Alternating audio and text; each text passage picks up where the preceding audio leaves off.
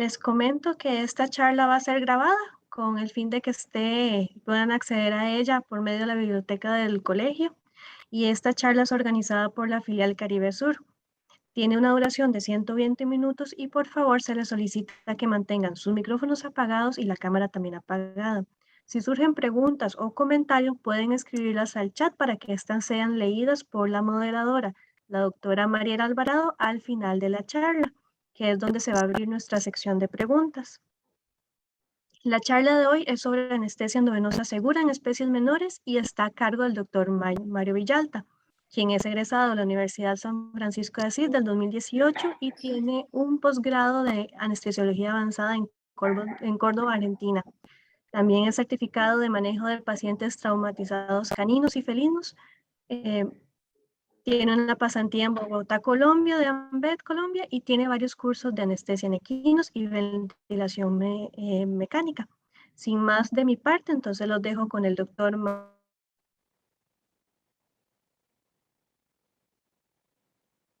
Listo, entonces ahí me escuchan todos.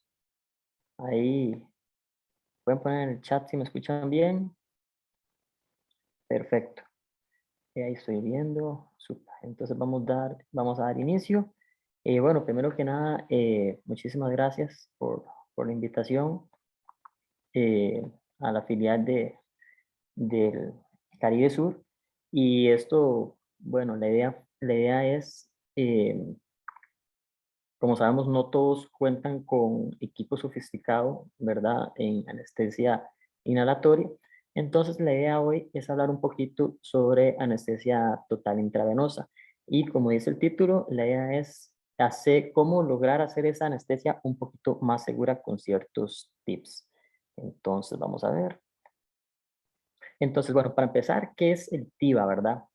El TIVA significa, con sus palabras en inglés, es anestesia total intravenosa y es una técnica que se ha estado usando en todas partes del mundo y es una técnica muy segura si tenemos las precauciones del caso y los tips que yo les voy a dar para lograr que este tipo de anestesia sea mucho más segura. Bueno, para empezar, eh, ¿en qué se diferencia con la anestesia inhalatoria de la anestesia total intravenosa? Ok, el mantenimiento con anestesia inhalatoria es la administración por vía pulmonar de fármacos anestésicos volátiles vehiculados en un gas motriz y administrados mediante un circuito anestésico al paciente previamente intubado. Esto yo creo que, bueno, todos somos médicos veterinarios y esto todos en buena teoría lo debemos de conocer. eh, a través de una máquina anestesia, la cual cuenta con un vaporizador donde están los gases anestésicos, pasa por un flujómetro y llega por vía pulmonar y hace todo el proceso de la anestesia. Mientras que del otro lado tenemos el mantenimiento con la anestesia intravenosa. Esta es la administración por vía, valga la redundancia, endovenosa de fármacos anestésicos inyectables que van vehiculados por la sangre hasta alcanzar concentraciones efectivas en el sistema nervioso central para producir lo que es la depresión del sistema nervioso central. Eh, este punto es muy importante. Tenemos comparaciones entre la anestesia inhalatoria y la anestesia total intravenosa porque hay que romper muchos mitos o muchos paradigmas que se decían hace mucho tiempo, ¿verdad? De que cuál anestesia era mejor, si la anestesia inhalada, si la anestesia eh, total intravenosa. eh, y conforme han surgido los años, los estudios, los papers, los cursos, eh, se ha, se ha, hay nuevas indicaciones de que muchos pacientes se pueden mantener muy bien con anestesia intravenosa, otros pacientes se pueden mantener muy bien con anestesia inhalatoria, entonces es cuestión de seleccionar al paciente. En cuanto a la comparación, vamos a ver estos puntos que son específicos, sobre todo el sistema cardiovascular, el sistema respiratorio, el metabolismo y la recuperación de los pacientes, otros efectos que se dan en el organismo, la aplicación de técnicas y el impacto medioambiental y laboral. Bueno, eso es muy, muy importante. El sistema cardiovascular, hace muchos años se decía que para la mayor estabilidad cardiovascular en los pacientes anestesiados era con isoflurano porque se creía que, o muchas personas tienen la creencia de que como es un gas, no afecta al paciente, ¿verdad? Entonces, que son esos pacientes que se levantan rápido o abrimos el gas y se durmió, cerramos el gas y se levantó. Y pues desgraciadamente a veces no es así. A veces se tienen pacientes que se hacen con anestesia inhalatoria y vemos recuperaciones prolongadas. ¿Por qué pasa esto? Bueno, por lo que dice ahí. El gas anestésico, el isoflurano, que es la mayor cantidad de lo que se usa acá en Costa Rica, posee un efecto hipotensor dosis dependiente. ¿Por qué? Porque disminuye la resistencia vascular sistémica y también disminuye la contractilidad miocárdica. Entonces, esto nos da una pauta de que no todo paciente se ve beneficiado de la anestesia inhalada. Por ejemplo, hay pacientes con problemas cardiovasculares que no se ven muy beneficiados por esos problemas por esas pautas, perdón, de que se da una vasodilatación a nivel periférico, disminuye la contractilidad cardíaca, son pacientes que sufren hipotensión y de ahí pues, nos conlleva a varios problemas, sobre todo pacientes que no están hemodinámicamente estables. En cuanto a la anestesia totalmente intravenosa, estamos hablando propiamente del propofol, ya les voy a hablar de qué fármacos se usan, pero básicamente el propofol, bueno, tiene un menor efecto hipotensor porque disminuye el riesgo de hipotensión intraoperatorio en perros sanos y mantiene valores de presión arterial más elevados. Recordemos que esto siempre va a ser dosis dependiente, ¿verdad? Por eso la idea es ver cómo podemos hacer de la manera más segura la anestesia total intravenosa. En cuanto al sistema respiratorio, hay el gas anestésico inhalatorio produce una depresión respiratoria igual dosis dependiente y aquí lo que sucede es que interfieren los mecanismos de vasoconstricción pulmonar hipóxica, eh, disminuyendo la oxigenación arterial y en ciertas situaciones de hipoxemia. Por eso usualmente creemos que todo paciente que se conecta a una máquina de esa inhalada y damos flujo de oxígeno, el paciente se mantiene ventilado, perdón, está con buena saturación de oxígeno y muchas veces vemos, si tenemos un monitoreo, que son pacientes que pueden estar hipóxicos, aunque tengamos una FiO2 del 100%, suministrando el oxígeno a través de un tubo endotraqueal y damos cuenta que no es así que es por ciertas circunstancias que ya vemos. En cuanto a necesidad intravenosa, hay una mayor depresión respiratoria, igual vamos dosis dependiente. Aquí lo que sucede es que hay una disminución de la sensibilidad de los quimiorreceptores centrales y mantiene el reflejo vasoconstricción pulmonar hipóxica, ¿verdad? Igual, como les repito, todo esto es dosis dependiente. Vamos a ver esos efectos de acuerdo a cómo nosotros vayamos trabajando el paciente. Yo siempre digo, el paciente es el que nos da la pauta, porque podemos tener monitores, podemos tener todo, pero siempre es observar al paciente a ver cómo él se va comportando durante la anestesia. Otros efectos en el organismo, eso es muy importante porque, como les repito, eh, antes se creía que la inhalatoria era como lo más top y ahora ya hay muchos papers, investigaciones que en ciertos casos no es así. Por ejemplo, el gas anestésico isoflurano produce un aumento en la presión intracraneal, alteraciones del flujo cerebral, lo cual puede dar cambios impredecibles. Eh, Muchas veces con esta pauta, muchos pacientes con trauma cráneoencefálico no está muy indicado usar gas anestésico por aumento de la presión intracraneal. Ya los nuevos estudios y los nuevos papers y los nuevos anestesiólogos a nivel mundial tratan de utilizar anestesia total intravenosa para problemas de trauma craneoencefálico.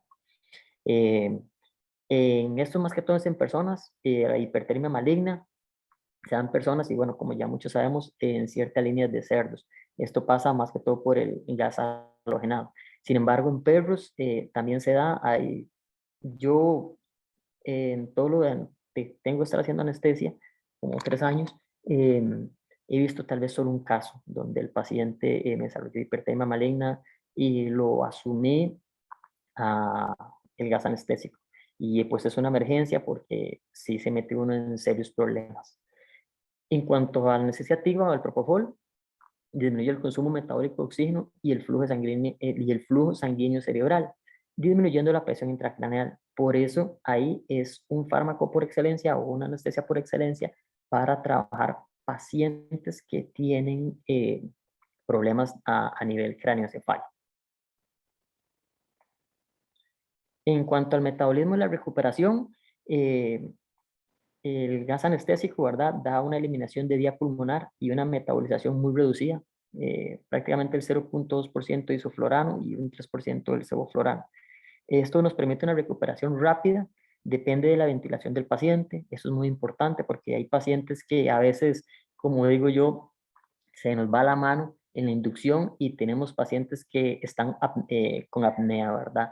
Conectamos, ponemos el traqueotubo, conectamos a la máquina y vemos que el paciente no respira. Entonces no tenemos que desesperarnos, lo primero que hay que hacer es, bueno, guardar la calma y empezar a ventilar a nuestro paciente, ya sea con la bolsa reservorio o, en dado caso, con el AMBU.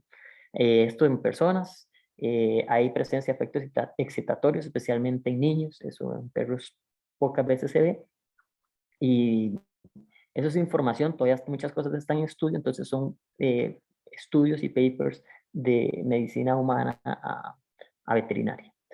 En cuanto a necesidad total intravenosa, es necesaria la metabolización y eliminación de los fármacos administrados. A veces puede haber una posible prolongación de la recuperación.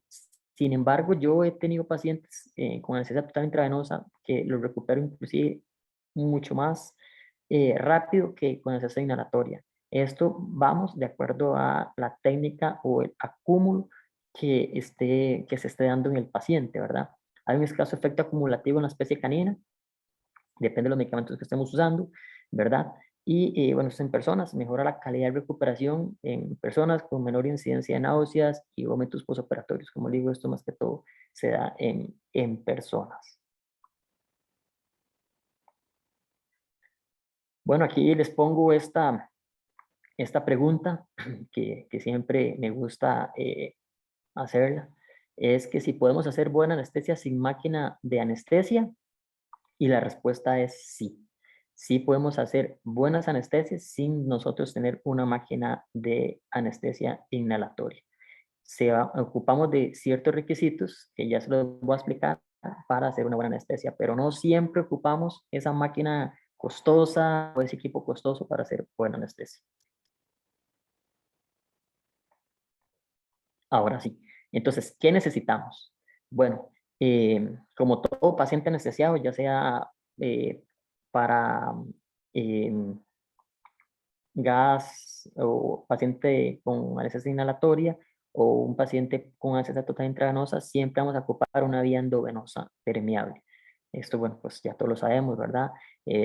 Para suministrar fármacos de emergencia, para dar fluidoterapia, y en el caso de la anestesia total intravenosa, por ahí es donde vamos a pasar el anestésico. Entonces, requisito indispensable, vía endovenosa permeable, vía aérea permeable. Ahí les coloqué una foto de dos distintos pacientes, ¿verdad? Pacientes anestesiados. Uno no tiene la vía aérea permeable y el otro sí está con su tubo y con su suplemento de oxígeno. Esto es muy importante porque todo paciente, absolutamente todo paciente que es anestesiado, es un paciente que sufre hipoxia. Todo, todo, todo, todo. ¿Por qué?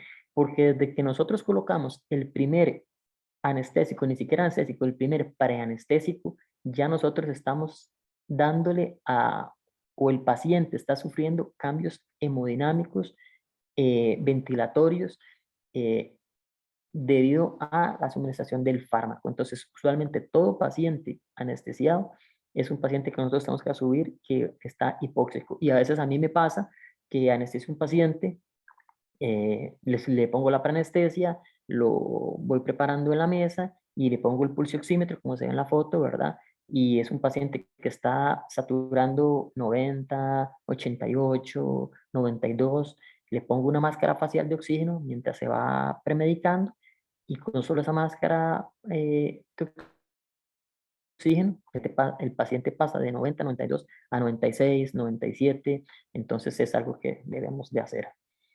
Em, y bueno, algo muy importante es el monitoreo. Y aquí les puse una foto y les recalco siempre el monitoreo desde lo más complejo hasta lo más básico nos va a ayudar. No necesitamos, o a veces yo sé que es la realidad de Costa Rica, ¿verdad? Nosotros no tenemos, pues hay lugares donde desgraciadamente no se puede contar con todo el equipo, pero hay lugares donde sí. Entonces hay monitoreo avanzado como el monitor de la esquina, que miden capnometría, se puede medir presión arterial invasiva, hay monitores más avanzados que miden presiones parciales de oxígeno, etcétera, etcétera. Pero la realidad a veces es otra. Entonces nosotros podemos contar con un aparato que para mí es fantástico y fenomenal, que es un simple pulsioxímetro. Pasamos de un monitor que puede valer $4,000 a un monitor que se puede encontrar en $150.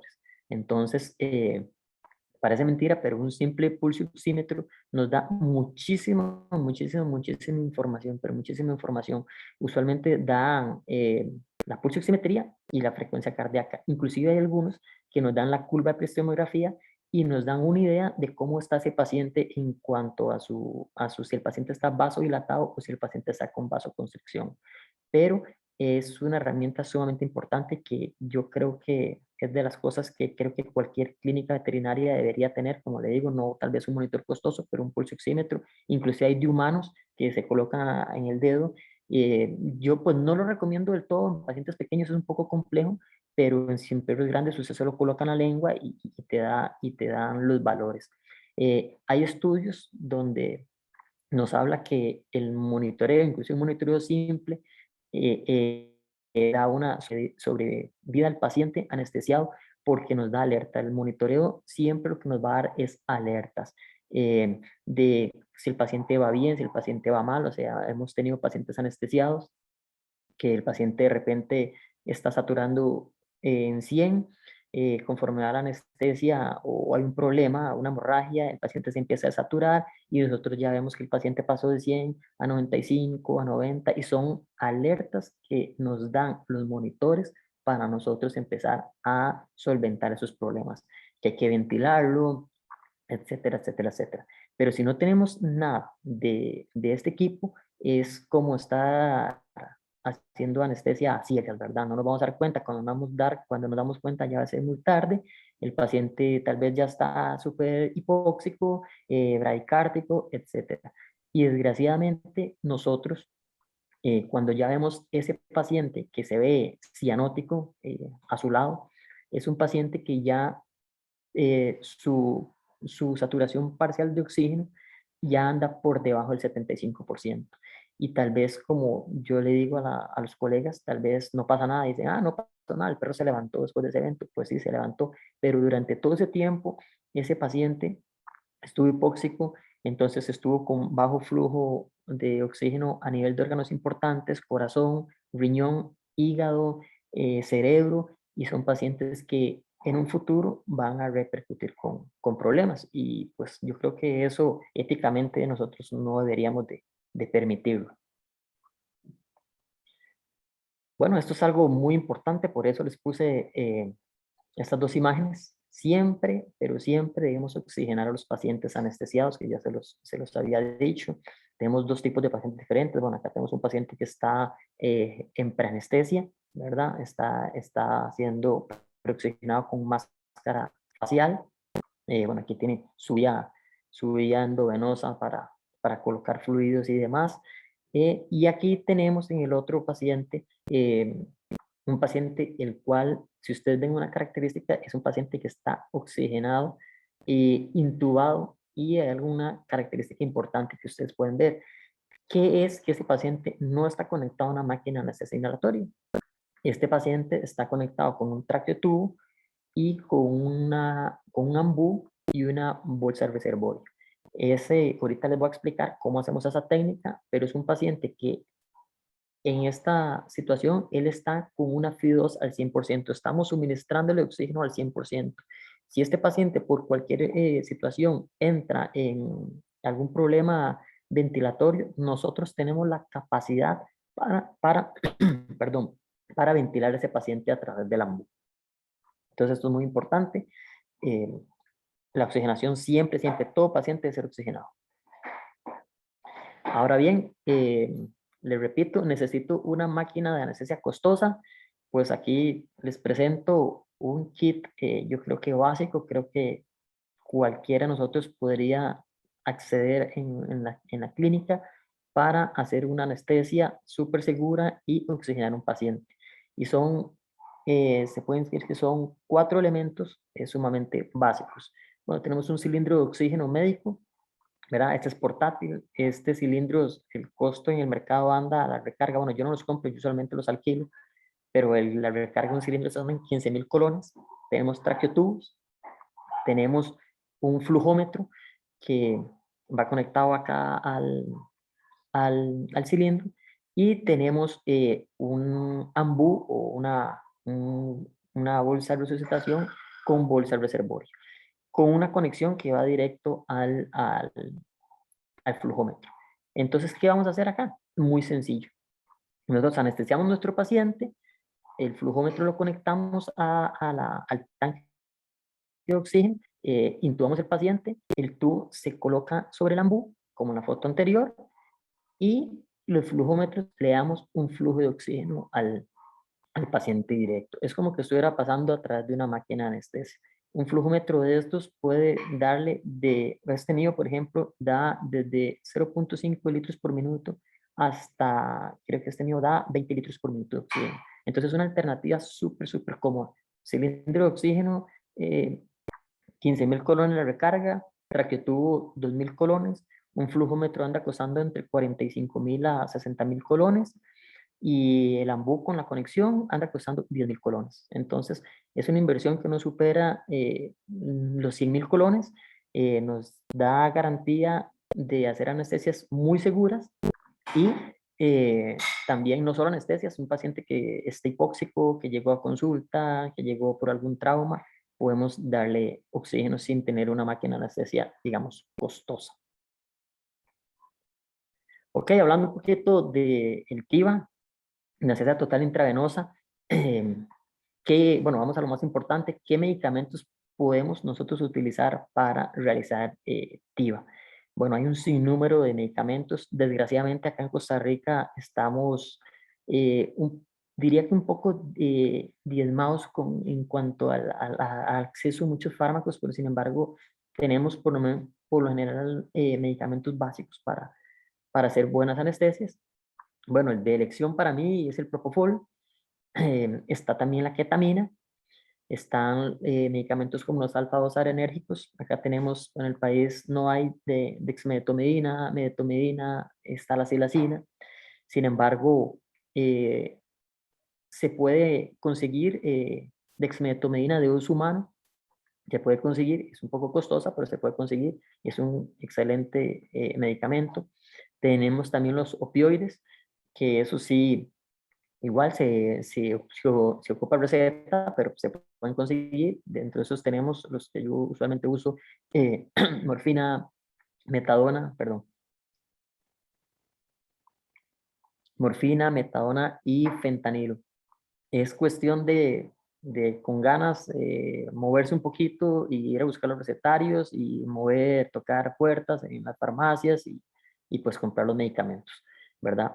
De esos, la metadona y la morfina con la receta normal si no me equivoco, estupefacientes, se logra en cualquier farmacia, van a ir a la misma farmacia, ¿verdad? Se hace la receta hacia un perro y listo. El fentanilo es un medicamento, bueno, es un opioide muy, muy poderoso. Actualmente ahorita está un poquito más difícil de conseguir por todo el tema pandémico, porque es uno de los medicamentos que se utilizan para mantener a los pacientes intubados, ¿verdad? Desgraciadamente. Entonces se usan estas mezclas de propofol, fentanilo, midazolam para mantener a sus pacientes anestesiados y que ellos no rechacen, digamos, o no combatan con la ventilación mecánica. Y otro fármaco muy barato que ayuda muchísimo, que es la lidocaína. Hay muchos más, ¿verdad? Pero estos son como los que más se utilizan y los que se pueden conseguir acá en Costa Rica. Ok, vamos a hablar un poquito de las consideraciones farmacológicas. Bueno, el propofol es un medicamento que todos, casi que calculo que todos conocemos. Bueno, yo me dedico a hacer anestesia, digamos, a diferentes clínicas y hablo bueno, pues, con los colegas. Entonces, usualmente es un fármaco que he notado yo que la gente le tiene mucho miedo porque se han pegado sus sustos, ¿verdad? De que me dicen que, Doc, yo jamás uso propofol. Una vez usé propofol, le pasé el bolo y el perro se puso morado, dejó de respirar y fue todo, y yo me asusté mucho. Y yo digo, sí, claro, el propofol no produce apnea, en realidad eso es un mito, no produce apnea. ¿Qué es lo que pasa? Nosotros producimos la apnea con el propofol, ¿verdad? Pero no es un medicamento que produce apnea si se sabe utilizar. Ya les voy a dar ciertos tips para que les puedan ayudar. Bueno, aquí manejamos al 1% que es al 10. Es una emulsión lipídica, bueno, que está hecho de aceite de soya, glicerol, lecitina de huevo, y usualmente se debe descartar la ampolla después de 6 a 8 horas de abierto el vial. Eso sería en buena teoría, sabemos que usualmente no se da. Yo lo que le digo es que una vez que se abre, refrigerarlo, o si no pasarlo a no sé, algún recipiente donde esté hermético, y cada vez que se utiliza limpiarlo con alcohol, donde vamos a sacar, y siempre estar pendientes de cualquier coloración, de cambio de coloración, olor, etcétera, que vamos a normal, y es mejor desecharlo. Me ha pasado a mí que a veces abro una ampolla y al otro día, digamos, la voy a utilizar y veo como está hecho de aceite, soya y esa lecitina de huevo, a veces uno lo que ve es como una separación, se ve como una grasa. Entonces yo, la verdad es que prefiero descartarlo. No voy a dañar un paciente por 3.000 colones que hay en una ampolla de Propofol. Mejor lo desecho, ¿verdad? Hay un propofol que es un alcohol benzatínico, que te puede durar hasta 28 días. Aquí creo que no lo tenemos. Bueno, les doy un anuncio. Creo que hay una casa comercial que ya va a empezar a traer de este Propovet acá a Costa Rica, entonces es una muy buena opción. No va a venir en las ampollas, va a venir así como viene esa presentación, y creo que creo que se conserva mucho mejor. Bueno, tiene varias dosis iniciales. La dosis inicial, bueno, es muy variable, va de 1 a 6 miligramos kilo de peso, y se puede mantener en infusión continua, que va de 0.1 a 0.4 o a 0.8 miligramos kilo minuto en infusión constante. Eso es muy variable, va a variar mucho de varias situaciones. El paciente, no es lo mismo necesitar un paciente joven a necesitar un paciente añoso.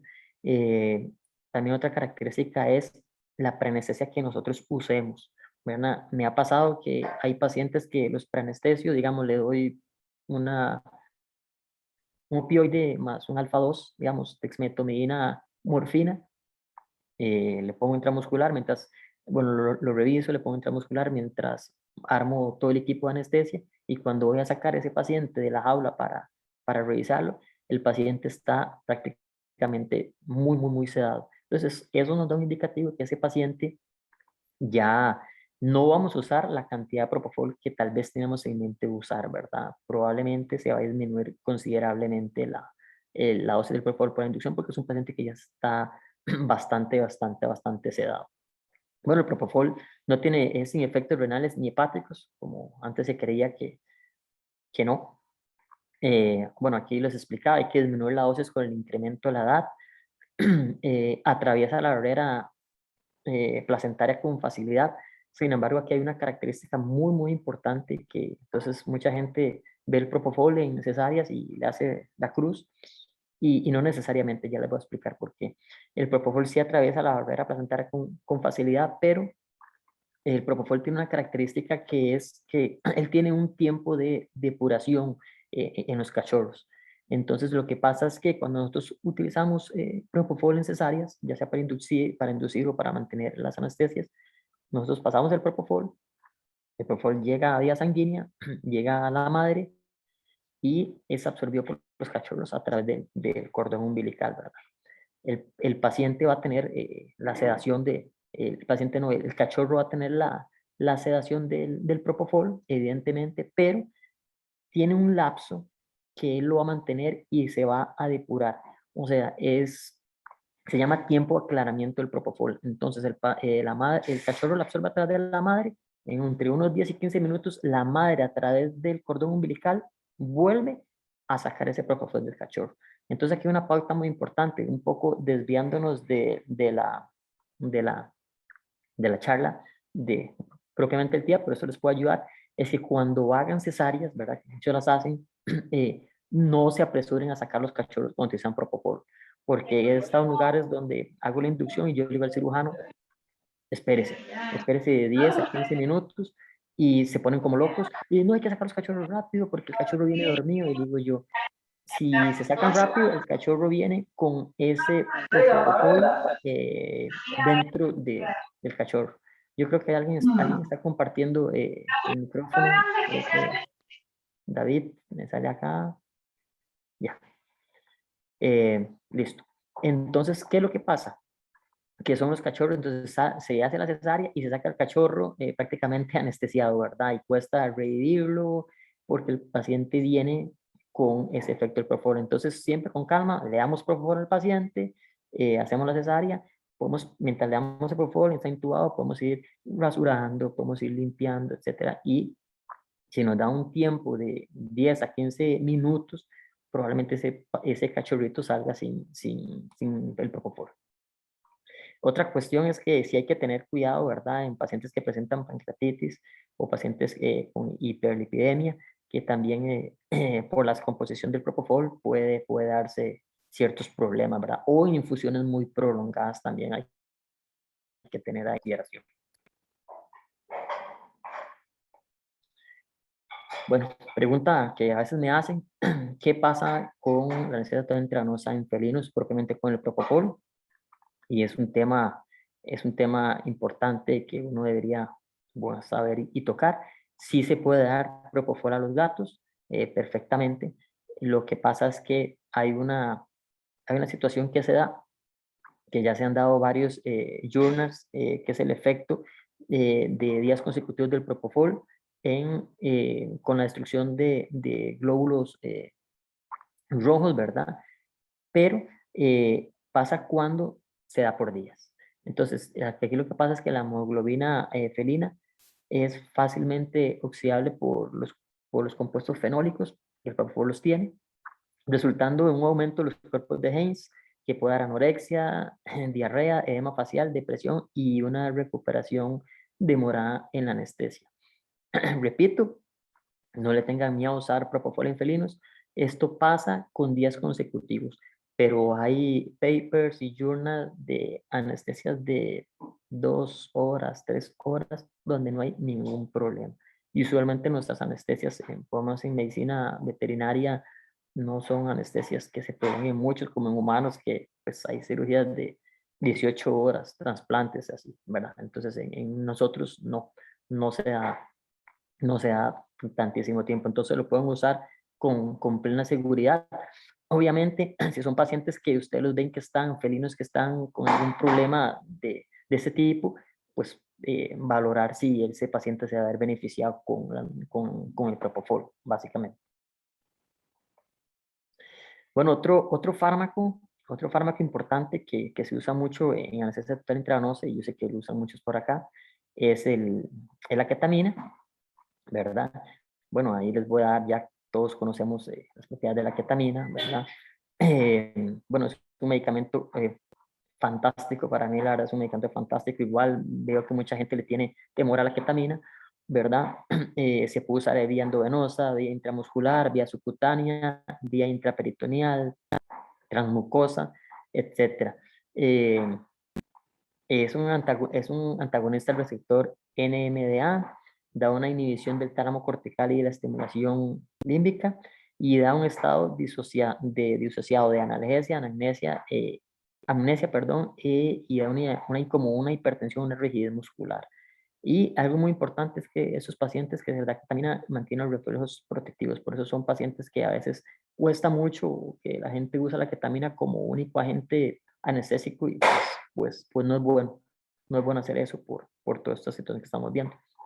Hay varias situaciones importantes acá que, bueno, hay diferenciaciones a nivel del canino y el felino con la ketamina, que es en cuanto a su excreción.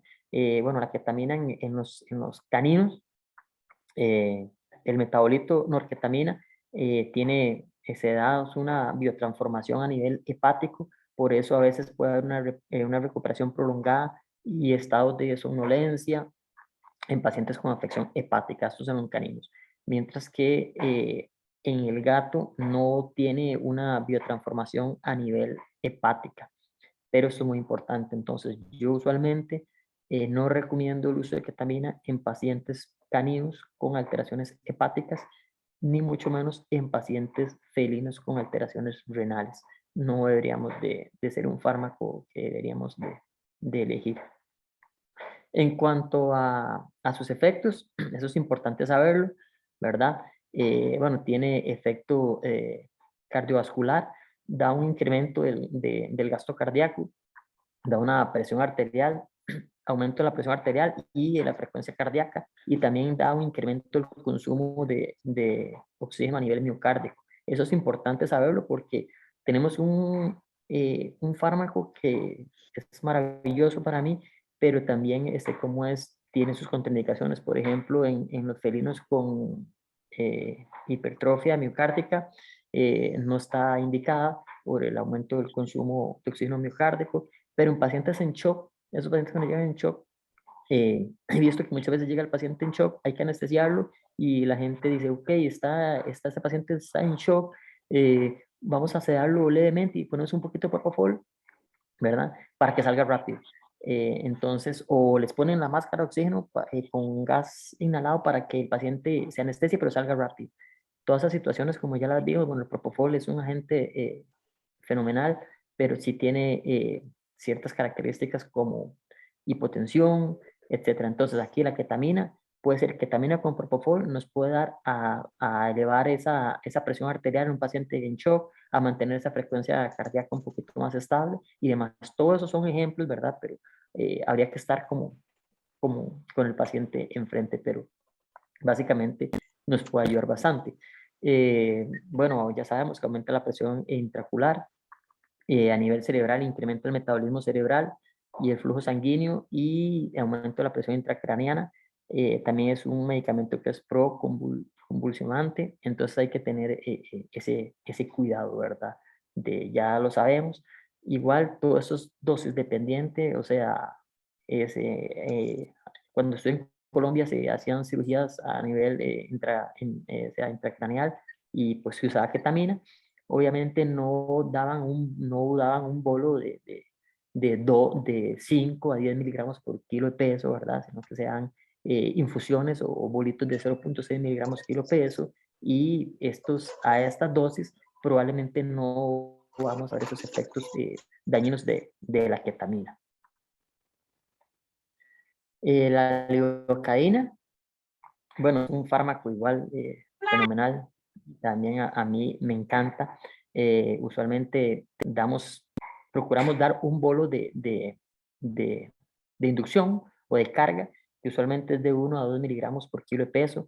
La lidocaína, usualmente yo cargo la lidocaína, digamos que el paciente le toca 1 ml de lidocaína y lo cargo una jeringa de 5 y lo llevo hasta 5 y doy el primer bolo endovenoso de lidocaína aproximadamente durante unos 5 minutos, ahí se lo voy pasando. Y después se puede usar en infusión continua de 1 a 3 miligramos kilo hora. La lidocaína, bueno, es un excelente analgésico visceral, tiene propiedades arritmogénicas espectaculares.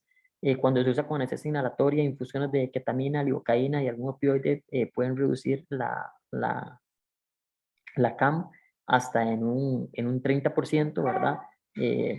Es fantástico y también sirve como tratamiento para taquicardias ventriculares. Entonces es un medicamento fenomenal. En el gato es todo un boom, ¿verdad? No es que no es que sea tóxico en los gatos, es que tiene un límite de toxicidad que tenemos que hacer, que tenemos que tener mucha precaución, pero si se puede usar, yo usualmente no lo uso. Usualmente en gatos no me gusta como jugarme ese chance, pero sí hay estudios y papers que hablan de dosis de 0.1, 0.2 miligramos kilo de peso para gatos, pero yo usualmente pues no lo recomiendo, ¿verdad? No me gusta jugarme ese chance con los felinos. El midazolam es otro medicamento pues que de fácil eh, costo acá en Costa Rica. Bueno, generalidades, es una benzodiazepina, da una potenciación de los receptores gamma, da un efecto ansiolítico, relajante muscular y es anticonvulsivo. Y se puede usar en premedicación y también como conductor. Bueno, yo les voy a explicar un poquito la forma mía de trabajar con el midazolam. Bueno, el midazolam yo solo doy una dosis de midazolam o de diazepam. Eh, no me gusta dar dosis repetidas, que veo que hay gente colegas que lo hacen, y la razón es que tiende a acumularse, ¿verdad? Tiende a acumularse, entonces son pacientes que no se recuperan y es porque están con esos niveles plasmáticos de benzodiazepinas altísimos. Hay gente que lo da en premedicación, yo usualmente nunca lo veo en premedicación, no he visto, o sea, eso ya lo hablo como experiencia, no he visto como algo, como cambios que yo vea en el paciente que me ayuden a darlo, a utilizarlo. Sí me encanta como coinductor y me fascina y es casi que de rutina, lo utilizo y lo utilizo de la siguiente manera. Bueno, uso una dosis casi que baja, que es 0.2 miligramos por kilo de peso. Entonces, usualmente saco la dosis de midazolam y como lo hice como coinductor, ¿qué hago? Ya el paciente ya está preanestesiado, ya con su vida y lo vamos a inducir. Entonces, usualmente digamos que a este paciente le toca 2 ml de propofol, fue lo que sacamos, y digamos que le toca 0.2 de midazolam. Entonces, esos pacientes como coinductor yo lo utilizo de la siguiente manera. De esos 2 ml de propofol, le pongo 1 ml de propofol, le doy la mitad, seguida le doy la dosis del midazolam que le tocaba, y muchos de los pacientes con solo esa combinación de reducir la dosis del propofol y reducir la dosis y darle la dosis del midazolam, son pacientes que prácticamente se pueden lograr intubar y sin dar grandes cantidades de propofol. Me resulta fantástico, la verdad. Son pacientes que, como usamos dosis bajas de propofol, no entran en apnea. Son pacientes que no se hipotensan y les va bastante bien. Bueno, aquí lo dice, mantiene buena estabilidad cardiovascular, mínima depresión cardiovascular a dosis clínicas, como esa dosis que yo uso, que es de 0.2 miligramos kilo de peso, y a dosis altas sí puede producir depresión respiratoria, eso es importante. Entonces, las benzodiazepinas no las repitan porque de verdad que a veces hay gente, digamos, que le pone la benzodiazepina o pasa lo siguiente, hay gente que, digamos, que premedica con Soletil, entonces están usando tiletamina solazepam, están usando el solazepam, que es una benzodiazepina, y después hacen la inducción y le dan midazolam. Entonces ya ahí están con 2 benzodiazepinas y aquellos receptores pues ya saturados, ¿verdad? Entonces son eh, prácticas que no deberíamos de hacer, que lo que hacen es prolongar el paciente o causar la recuperación del paciente, perdón, o causar esos problemas en los pacientes. Bueno, eso es como en resumen, ¿verdad? Son un resumencito así de los fármacos usados en anestesia total intravenosa. Aquí muestro una imagen que saqué de internet. Muchos no los tenemos acá, ojalá los tuviéramos, pero bueno, está dentro de los opioides tenemos el fentanilo, el remifentanilo, que es un medicamento fenomenal, estupendo. No lo tenemos acá, desgraciadamente. El fentanilo sí. De sedativos tenemos la ketamina. Aquí están las dosis de carga. Bueno, la presentación igual va a quedar. El que le quiera pedírmela o tenga alguna duda, yo con muchísimo gusto le puedo ayudar con eso. Ahorita vamos a ver cómo hacer las infusiones. La ketamina, está la dosis de carga y las infusiones. Si usted vean las dosis de carga, ¿verdad? O sea, son dosis muy bajas en realidad. Si ustedes lo logran ver, son dosis de 0.5 a 0.5 miligramos por kilo, no son esas dosis que usted agarra el frasco de ketamina y le dice, dale de 5 a 10 miligramos por kilo de peso, ¿verdad? Hipnóticos tenemos el Propofol, que todo se consigue, es estupendo, ¿verdad?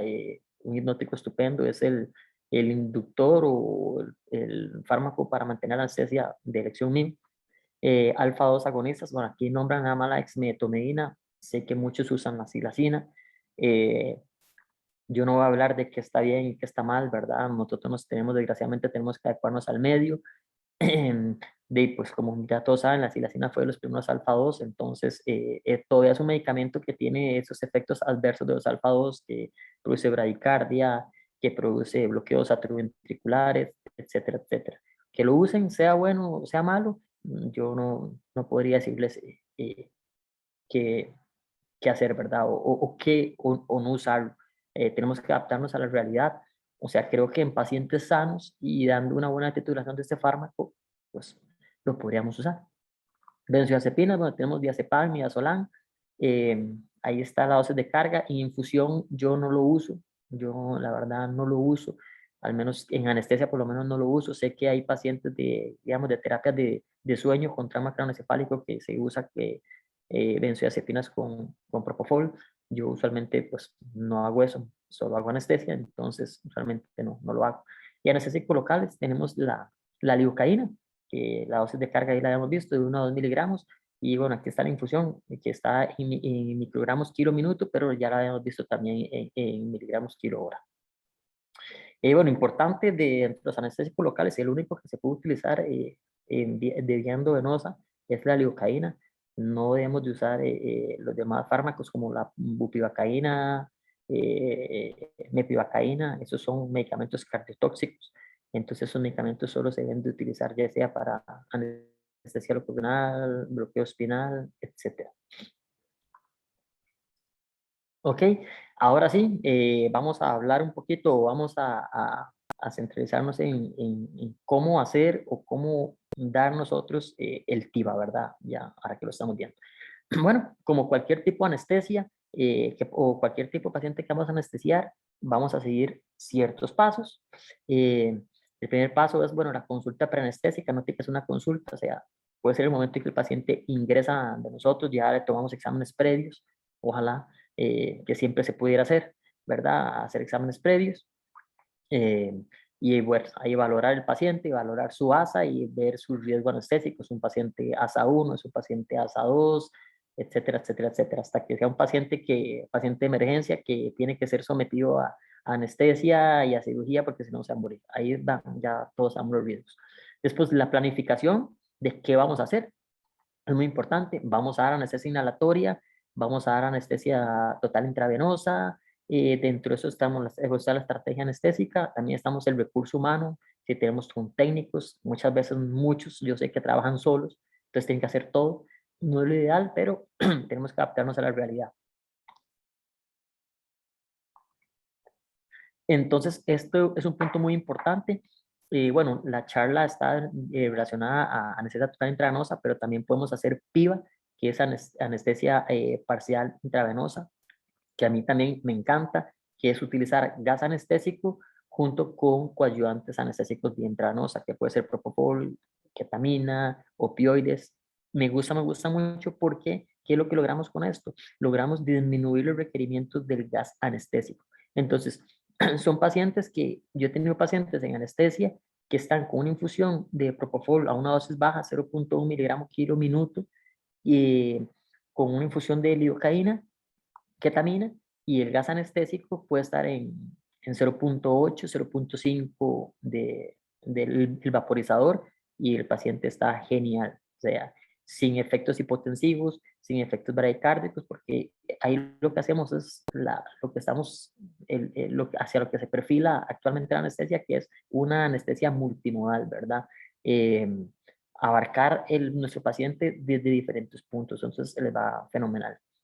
Bueno, después de todo esto, ¿verdad? ¿Qué vamos a hacer? Obviamente la medicación paranestésica es sumamente importante.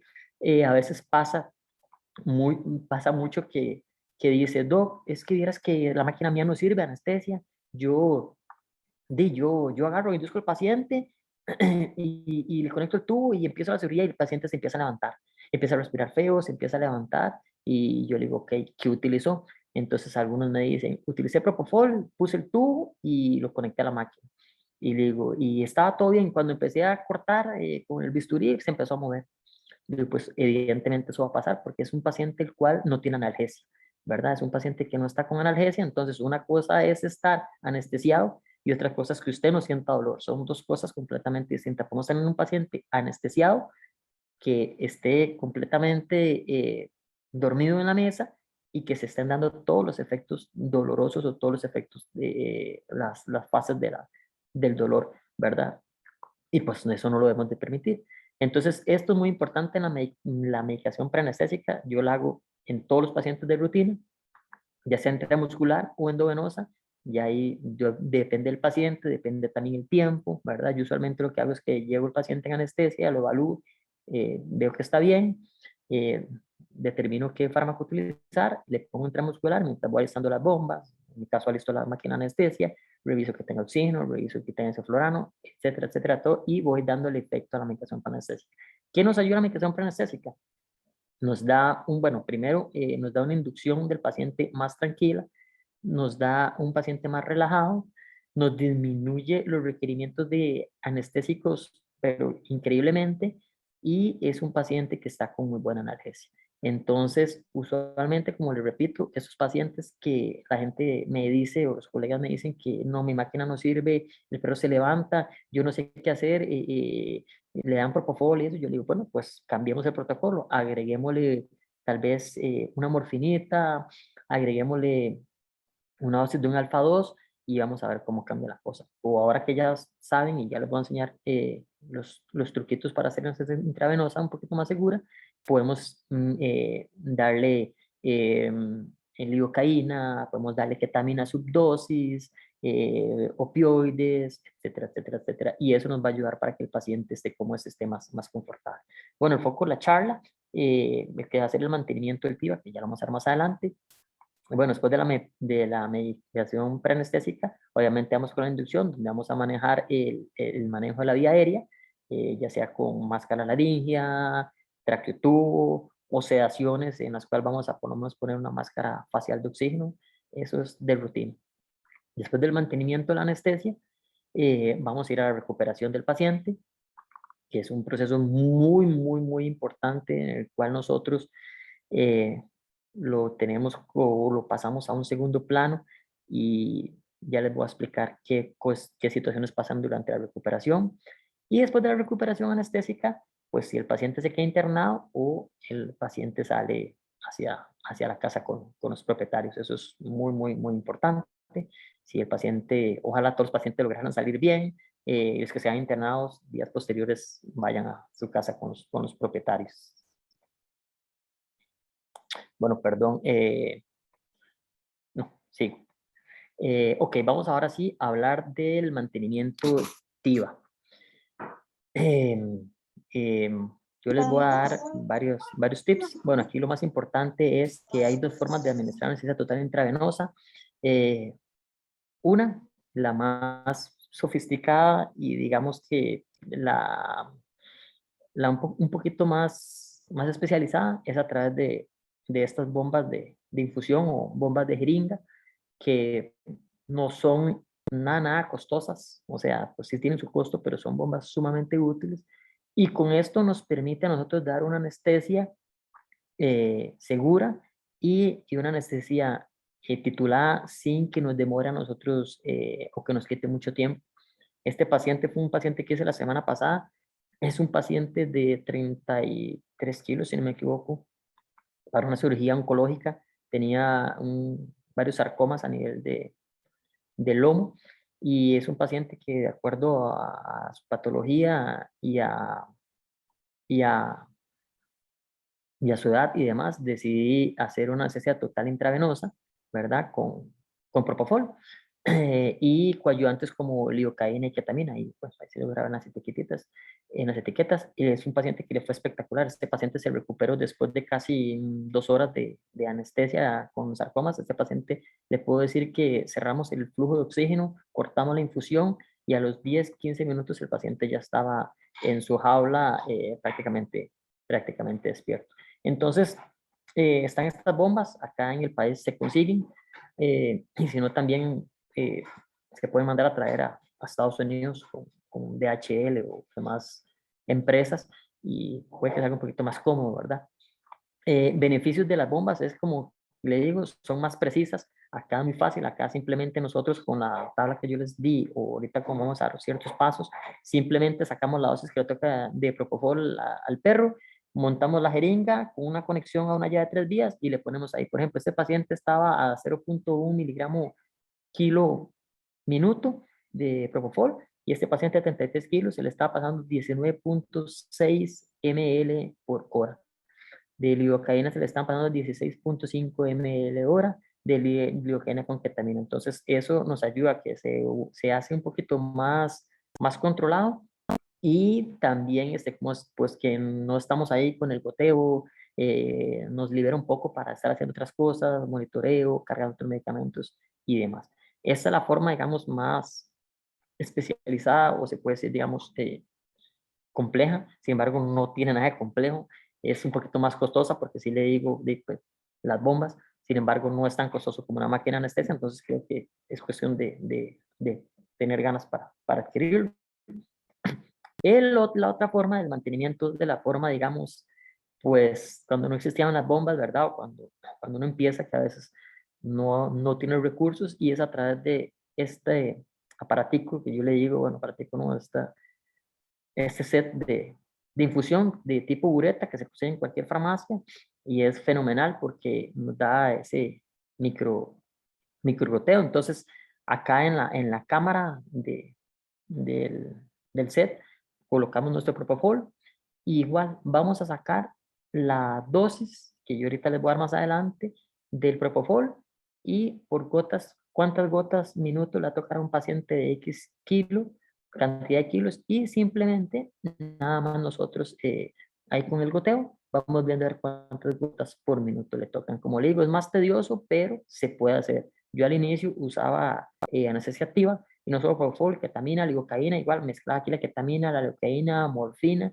y lo hacía por goteo, y no había ningún tipo de problema. Obviamente, conforme pasa el tiempo, ¿verdad? Pues nos vamos eh, perfeccionando un poco más, o nos vamos haciendo un poquito más tecnológicos, evidentemente. Así es en todo. Bueno, algo muy importante es, después del mantenimiento, si todo sale bien, la parte de post-anestesia, ¿verdad? Usualmente es el periodo más crítico donde hay mayor tasa de mortalidad, y es una simple y sencilla razón que lo puse abajo, que es el monitoreo. Usualmente, desgraciadamente, nosotros hacemos pues las anestesias, está el paciente conectado al monitor, está conectado a la máquina de anestesia, o está contiva, terminó la anestesia, el paciente se recuperó, se extubó, y ¿qué hacemos todos? Porque lo hacemos todos, poner el paciente en una jaula. Y pues a veces no es que no queramos, es que hay consultas, hay otras cirugías, y nos vamos. Entonces son pacientes que desgraciadamente a veces eh, tienen algún problema en la vía aérea, tienen algún problema cardiovascular, una hemorragia interna, ya poniéndolo más traumático, pero etcétera. Y son pacientes que están en una jaula y no nos damos cuenta. Entonces, usualmente esos posoperatorios tienden a meternos en problemas en pacientes que nosotros, desgraciadamente, tendemos a descuidar. A mí me gusta siempre irme de la anestesia cuando el paciente está por lo menos así incorporado, como estos dos fotos, ¿verdad? Que por lo menos el paciente respira bien, tiene la vía aérea permeable, y además siempre les dejo la vía endovenosa por cualquier emergencia. Eso siempre es importante. Y bueno, el monitoreo, si se puede hacer, en muchos pacientes de esos podemos pegarle un pulso oxímetro en el dedo y estar escuchando ahí el pip, pip, pip, pip, para ver que está bien, que no está con taquicardia, que no está bradicárdico, que no está hipóxico. Y la otra situación importante es el manejo del dolor, o evaluar el dolor postoperatorio. Muchas veces nos enfrascamos bastante con el dolor intraquirúrgico mientras están ahí cortando el hueso o abriendo el abdomen. Y después de eso lo ponemos en una jaula y se nos olvidó que ese perro estuvo con infusión que ya se cortó, estuvo con analgésicos que solo le dieron analgesia, opioides que le dieron analgesia 2, 4 horas y en la noche está con muchísimo dolor. Entonces debemos siempre de evaluar el dolor. Ok, esta parte es, bueno, ya un poquito más práctica. En cuanto al cálculo con bomba aérea, eso es un ejemplo, van a ver qué sencillo es. O sea, me acuerdo en la universidad, cuando uno le enseñaban o que eran esos cálculos inmensos, aquí yo les vengo a enseñar prácticamente en 3 pasos cómo hacer el cálculo con una bomba jeringa, los que sé que tal vez muchos tienen bombas de jeringa y ahí lo pueden hacer. Entonces, un ejemplo del cálculo de dosis para bomba jeringa, ya lo vamos a ver con goteo. Entonces, por ejemplo, un perro de 20 kilos, el cual se premedica con acepromacina y morfina, y se da una inducción de propofol a dosis efecto, ¿verdad? Como le digo, yo usualmente uso 2 miligramos por kilo de peso, pero a veces hay perros que saco la dosis de 2 miligramos por kilo de peso y resulta que con la mitad del bolo ya el perro está para intubar y pues genial. Vamos a hacer un mantenimiento de TIVA, vamos a utilizar una tasa de propofol de 0,3 miligramos kilo minutos de dosis inicial. Algo muy importante que tal vez yo no les había dicho, que usualmente esa anestesia total intravenosa tiende nosotros iniciamos con una dosis, valga la redundancia, inicial, y nosotros conforme vamos, esa dosis se va a ir titulando, se va a ir bajando. Entonces eso es muy importante. Por eso dice dosis inicial. Podemos empezar con 0,3, vamos hablando del perro, está bien anestesiado y vamos disminuyendo hasta llegar a la tasa más baja de infusión. Importante, la analgesia, siempre el recalco, como el ejemplo que les decía, que hacen anestesia solo con propofol, gas inhalatorio, eso es una mala práctica, o soletil y nada más, es una muy mala práctica porque tenemos que suplementar a nuestros pacientes con analgesia. Entonces, en este caso, si una anestesia locorregional, se hace un bloqueo del plano transverso abdominal, eso es con ecografía, un TAP block, es un bloqueo ahí ecográfico para cirugía abdominal. Entonces, bueno, vamos a necesitar calcular la infusión, ¿verdad? Que vamos a dar al perro de ml hora. Entonces, aquí ocupamos 3 datos importantes y sencillos. Ocupamos la tasa de mantenimiento que vamos a darle al perro, que ya la tenemos, que es 0,3 miligramos kilo minuto. Tenemos el primer dato. Tenemos el segundo dato, que es el peso del paciente, ¿verdad? Y tenemos el tercer dato, que va a ser la concentración del propofol. En este caso vamos a usar propofol, que como sabemos viene a 10 miligramos por ml. Y fácil. Una formulita muy sencilla, que es la dosis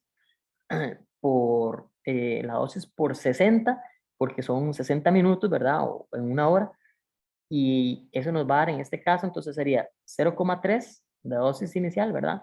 Por 60 nos da 18 miligramos kilo hora. Esos 18 miligramos kilo hora lo vamos a multiplicar por el peso del paciente, sería por 20, y eso nos da 360 miligramos hora.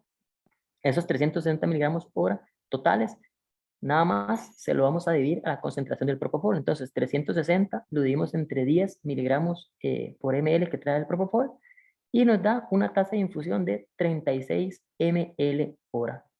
Sencillo, listo, sencillo, no se ocupa nada más, no se ocupa ni calculadora. Yo creo que con la calculadora del celular se hace. Entonces, a un perro de 20 kilos, a 0,3 miligramos kilo minuto, le va a tocar 36 ml de propofol por hora. Si tenemos la bomba, repito, eso es para calcular la bomba, ponemos nuestra bomba con nuestro propofol, nada más ponemos ahí en la bomba, y a ese perro se le van ahí, así como poner como las bombas de fluidos, 36 ml, 36 ml por hora, y el paciente, el propofol va a pasarle al paciente el propofol, ¿verdad? Esto en el caso de la bomba ring. Vamos ahora a ver en el paciente, digamos, sin la bomba infusión, ¿verdad? Que es el cálculo por goteo. Vamos a hacerlo exactamente igual. Aquí es un poquito más de cálculo, pero igual, nada del otro mundo. Es una simple fórmula. Entonces aquí lo que tenemos es un perro de 20 kilos, igual la misma premedicación, acepromacina, morfina, se da la inducción con propofol, dosis efecto, anestesia regional. Aquí vamos a usar esos tipos de sistema de infusión pediátrico, ¿verdad? A mí me gusta mucho esa que le enseñé, la bureta, porque, digamos, da un mejor ajuste, ¿verdad? Al volumen. Y entonces la fórmula para hacerla es una fórmula bastante sencilla, que es, bueno, es las gotas y por segundos o minuto. Entonces la fórmula está ahí, que es la dosis de infusión por el peso del paciente por el tipo de sistema. Esto lo vamos a dividir entre la concentración del fármaco, que es exactamente lo mismo de propofol, por 60 o en dado caso por un minuto. Entonces, ahí está. Fácil y sencillo, 0,3 miligramos kilo minuto por 20 que es el peso del perro, por 60, que es ese sistema de la bureta, ¿verdad? Entre 10, porque 10 por 1, bueno, da igual. Entonces serían 36 gotas minuto. Entonces muy sencillo, cargamos nuestro propofol en la bureta, ¿verdad? Vamos a ver si nos devolvemos. Cargamos nuestro propofol, no pasa mucho. Cargamos nuestro propofol aquí en la bureta, ¿verdad? Pues cargar unos 50 o tomamos 36 ml y nada más, manualmente, ponemos ahí el goteo y contamos ahí, obviamente con el reloj, contamos ahí que en un minuto le pasen 36 gotas. Entonces, ¿vieron qué sencillo es? Yo creo que es algo que cualquier persona o cualquier médico veterinario lo puede lograr con una bureta.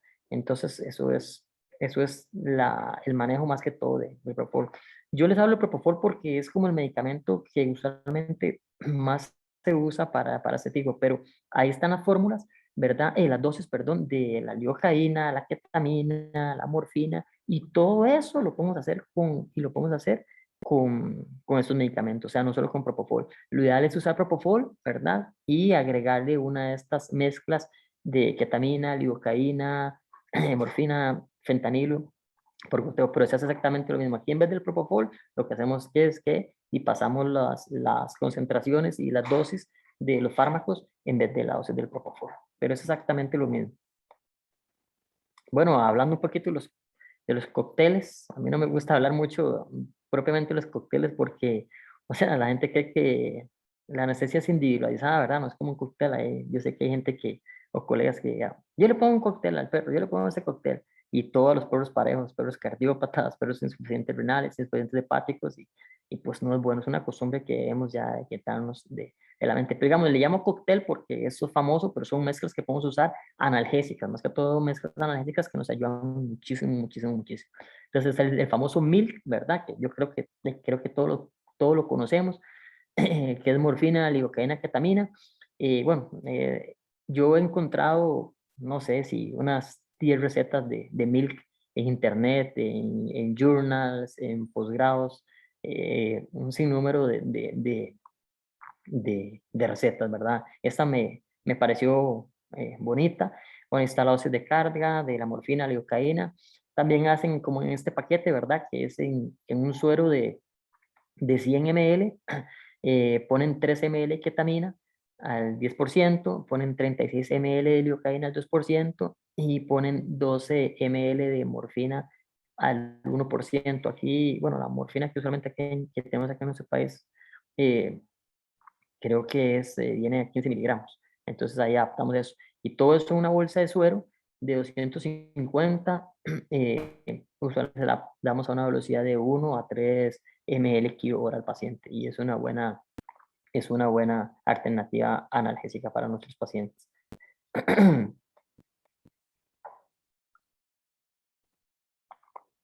Bueno, seguimos con más cócteles, ¿verdad? Aquí igual hay varias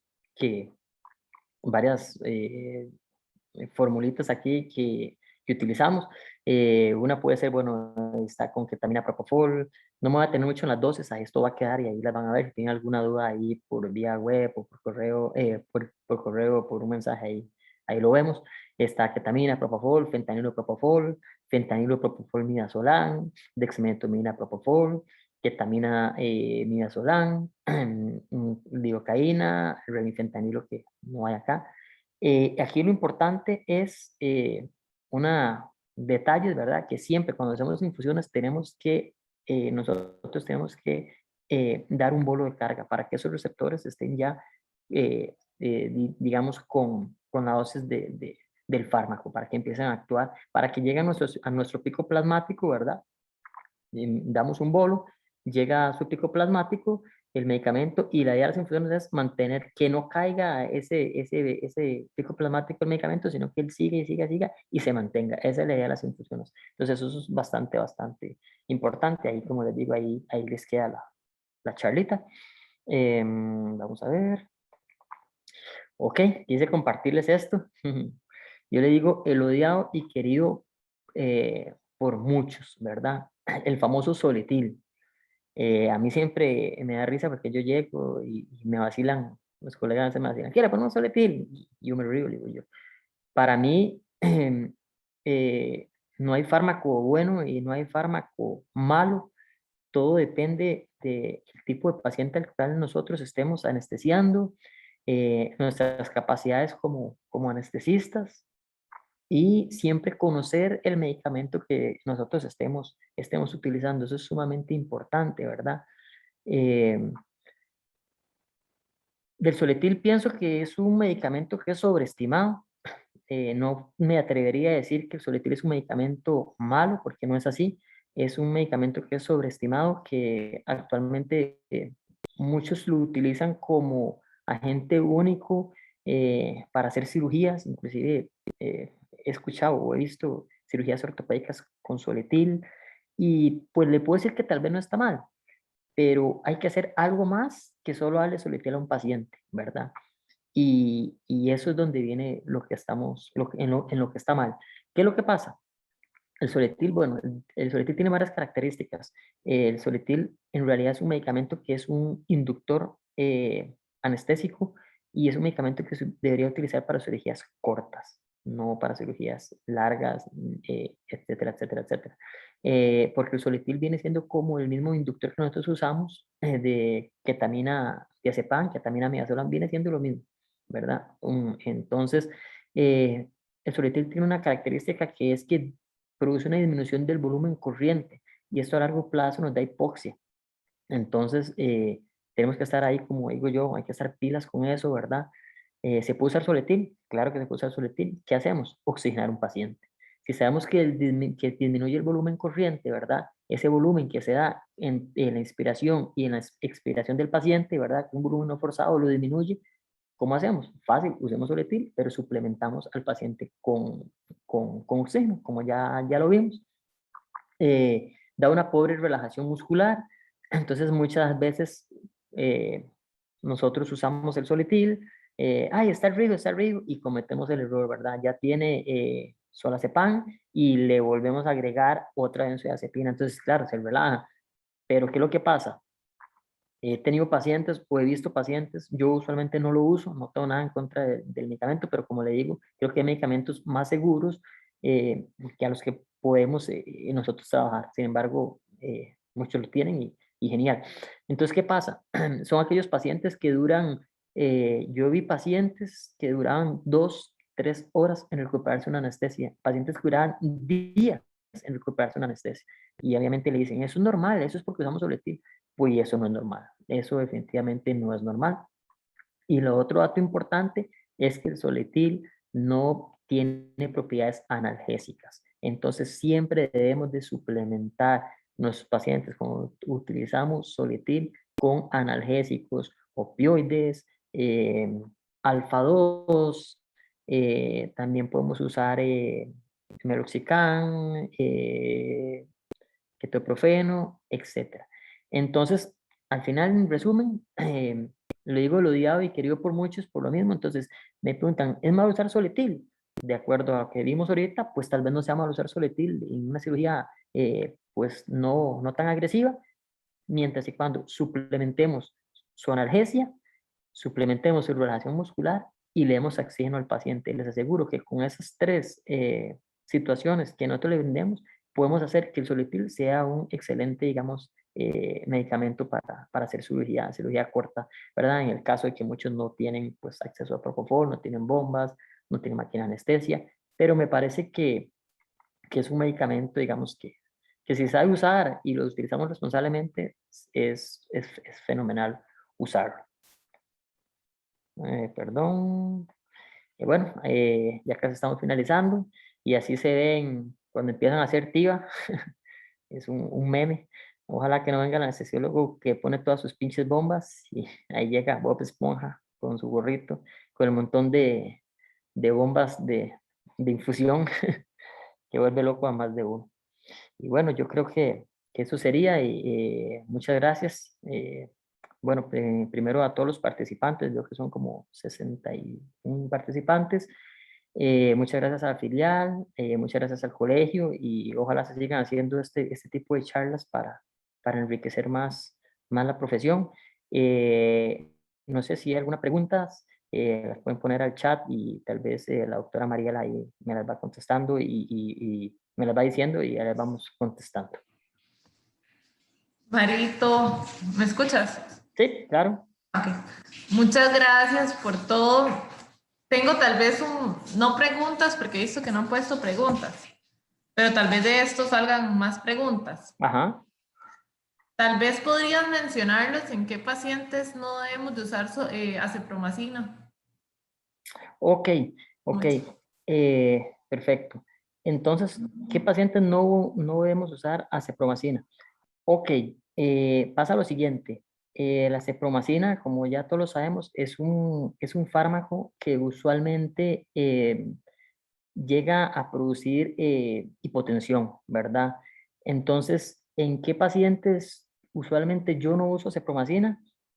En pacientes añosos, en pacientes que tienen algún problema con su gasto cardíaco, cardiópatas, en pacientes con insuficiencia renal, y pacientes con algún grado de insuficiencia hepática, ¿verdad? Sí lo he llegado a usar, o sea, como yo le digo, yo no vengo aquí a satanizar ningún fármaco. Por ejemplo, ¿en qué lo uso? Lo uso en esos pacientes que a veces llega uno a evaluarlo y no puede ni acercarse a la jaula porque se lo quieren comer, ¿verdad? Entonces uno dice, es un buen medicamento preanestésico.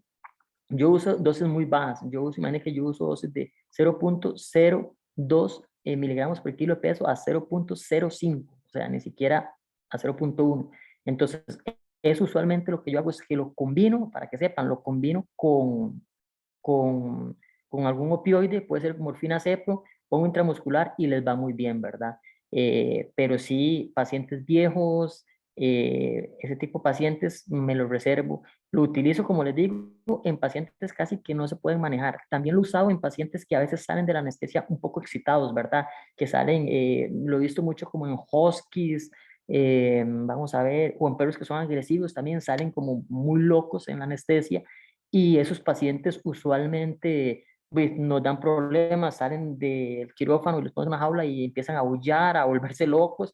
Entonces les doy una microdosis de acepromacina, ellos se tranquilicen, ¿verdad? Microdosis me refiero a 0.01 miligramos por kilo de peso, no dosis altísimas que vayan a producir hipotensión en el paciente.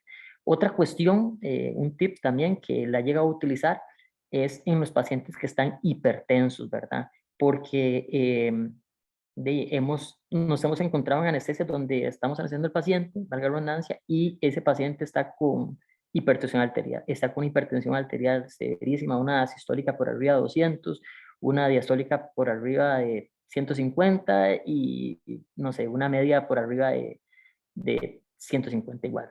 Entonces esos pacientes, ¿verdad? Pues todos sabemos los efectos que puede producir esa hipertensión si es sostenida. Entonces hay varias razones de cómo bajar esa hipertensión. Una puede ser, si es con gas anestésico, es aumentar el dial, ¿verdad? Del gas anestésico. Y el gas anestésico lo que produce es una vasodilatación periférica, nos va a abrir las arteriolas y arterias y va a bajar la presión arterial. Si no tenemos eso, la cepromacina, en este caso, es un excelente fármaco para producir esa vasodilatación y bajar la presión arterial en pacientes hipertensivos, básicamente. No sé, ¿más preguntas? Si se la aclaré. Sí, ya, no, súper bien, era para como dejarla por ahí. Otra cosita que tal vez podríamos incluir. Porque yo sé que hay mucha gente que tal vez no está usando el oxígeno, pero ahora lo quiere incorporar. Entonces tal vez puedas como mencionar la cantidad de oxígeno que hay que suministrar, no nada más abrirle la llave de, Ok, no sé si tal vez puedes como... el flujómetro nada más. Ok, Ajá. ok, perfecto. Bueno, ahorita hay varias fórmulas para eso, digamos, para sacar la cantidad de oxígeno que, que le toca al paciente. Yo usualmente no me pongo a sacar eso porque es un poco tedioso, ¿verdad? A veces uno no tiene tiempo de que estar en una anestesia, tiene que estar en otra, pero yo usualmente nosotros hay que tener una consideración que los pacientes, digamos, que nosotros tenemos intubados, ¿verdad? Tenemos una FIO2 a través del tubo, o sea, tenemos un tubo endotraqueal que va directo a los pulmones del paciente, a los bronquios. Entonces, ahí estamos dando un flujo directo de oxígeno. Entonces, son pacientes que nosotros no deberíamos de sobrepasar ni siquiera el 1,5 litros a 2 litros de oxígeno, porque estamos con un circuito que es relativamente corto de anestesia y estamos llegando directo a la parte de los pulmones. Eso cuando tenemos una FIO2 al 100%, o sea, cuando tenemos un paciente intubado. Entonces, yo usualmente en pacientes pequeños hablo de 10 kilos para abajo, uso aproximadamente 0,8 ml, 1 litro, y he tenido pacientes grandanés que ni siquiera me paso de 2 litros. Entonces es algo, porque, o sea, uno ve un perro, un gran danés y todo, inmenso, pero como les digo, como les repito, o sea, tenemos un paciente que está intubado, entonces el flujo de oxígeno no tiene que ser altísimo. O sea, he visto pacientes un paciente grande con oxígeno en 3, 4, y se lo aseguro que eso no es necesario. Aparte que las máquinas de anestesia, eso es algo importante, ¿verdad? Usualmente trabajan con arrastre. Entonces, a mayor cantidad de oxígeno, van sacando más o van arrastrando más el gas anestésico. Entonces, aumenta usualmente el consumo de gas anestésico. Y ya digamos, como la última nota, para Ajá. pasar con varias preguntillas que vi que hay. Eh, Ajá. Tal vez no es tanto como de anestesia, pero sí de analgesia. Ajá. Tal vez puedes mencionar como la importancia como en la recuperación postquirúrgica, digamos, de cubrir una buena analgesia, como en la cicatrización o algo así. No sé si puedes mencionarnos algo de eso. Ah, ok, ok. O sea, entonces, Ajá, ¿por como, qué es importante, digamos, la analgesia posoperatoria? ¿A eso te referís? sí, sí, sí.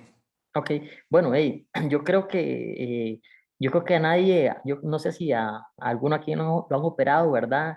Bueno, primero que nada, es de las cosas que debemos de combatir el dolor. Yo creo que a nadie le gusta levantarse, estar dormido en una cirugía y de repente levantarse y usted sentir ese dolor en la pierna, en una costilla.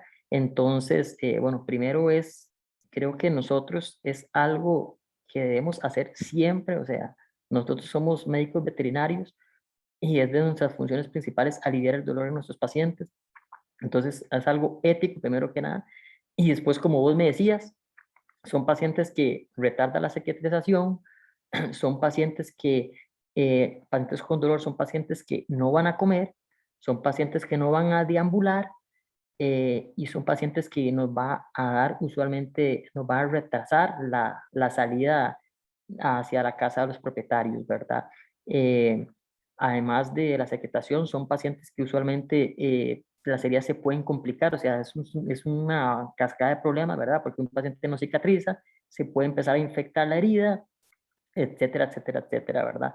Entonces, también hay pacientes que, por ejemplo, que están con mucho dolor y son pacientes que empiezan a hiperventilar, empiezan a jadear, a jadear, a jadear, a jadear, y eso puede producir desde problemas a nivel pulmonar, a nivel cardiovascular, etcétera, etcétera, etcétera. Pero, o sea, son muchas razones por las cuales nuestros pacientes deberían siempre valorarse la parte de analgesia. Y yo siempre le digo, prácticamente nosotros no es bueno, digamos, pues tener un paciente con dolor. Yo creo que a nadie le gustaría estar con dolor, ¿verdad? Y yo a veces me comparo, o sea, yo voy a decir algo que usualmente lo digo, que nosotros los médicos veterinarios tenemos suerte o estamos bendecidos por algo, porque nuestros pacientes usualmente no hablan y usualmente son pacientes muy fuertes. Entonces estamos salvados, pero yo le decía a un colega un día que yo sé que más de un paciente va a la veterinaria Y seguro dice, no me lleve, porque que si hablar y dice, no me lleve, por favor, no me lleve, por favor,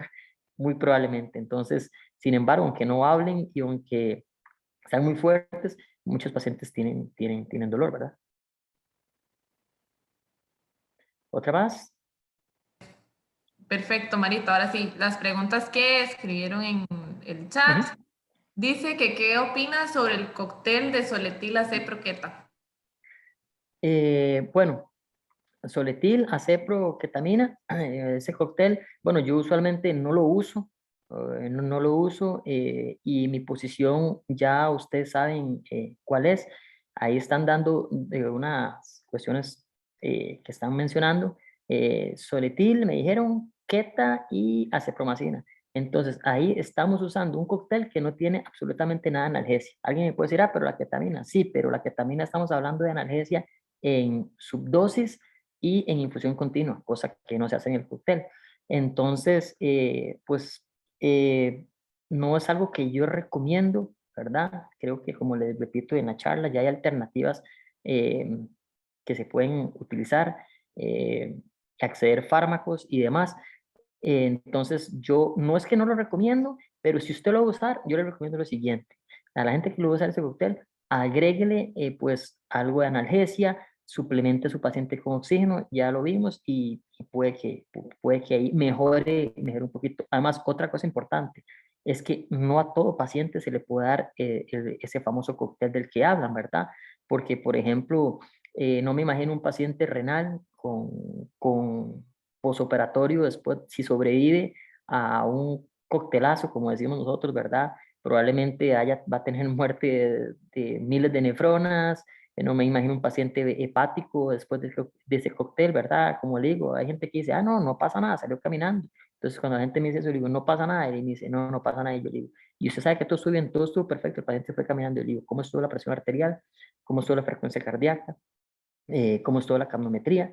No sé. Entonces, no podemos decir que un paciente estuvo bien en anestesia, ¿verdad? Porque se fue caminando, porque todo ese rato en la anestesia, con el cóctel o con cualquier tipo de anestesia, pudo estar bajo una hipotensión severa, pudo estar bajo una hipercapnia severa, que eso le repercute hacia un futuro. Entonces, lo que le digo a la gente que lo va a usar o que lo usa, creo que debería de tomar esos tipsitos, ¿verdad? Que yo les di, suplementación de oxígeno y analgesia, y puedo que lo haga un poquito más seguro. Y evidentemente seleccionar a nuestros pacientes, ¿verdad?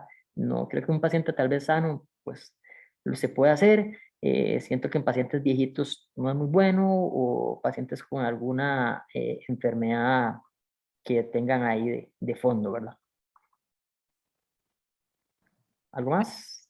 La siguiente dice, en caso de usar la ureta, ¿se puede usar propofol junto con un cóctel en la misma ureta? O mejor usar el cóctel con una bomba elastométrica aparte. Ok, sí, buena pregunta.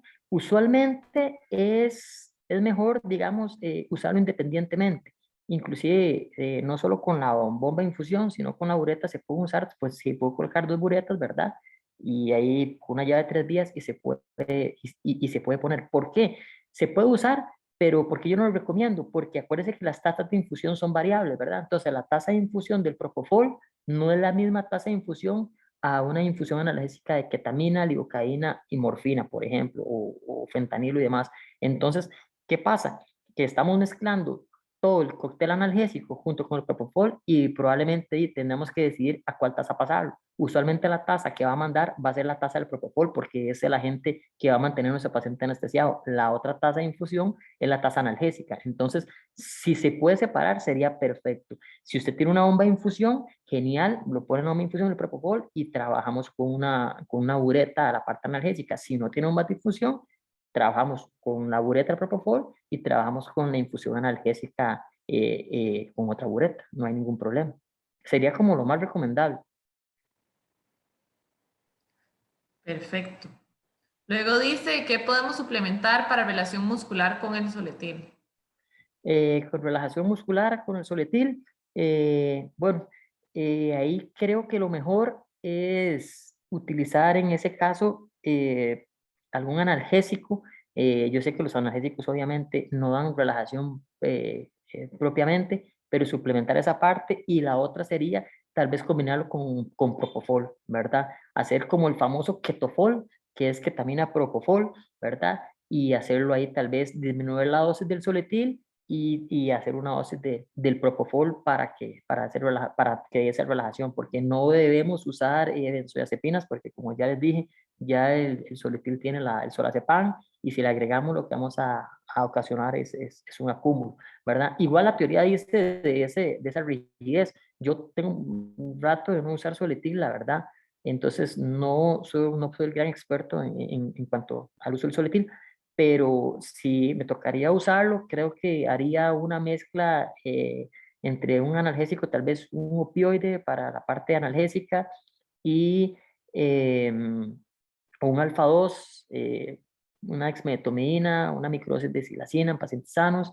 y propofol con soletil, creo que sería una buena opción.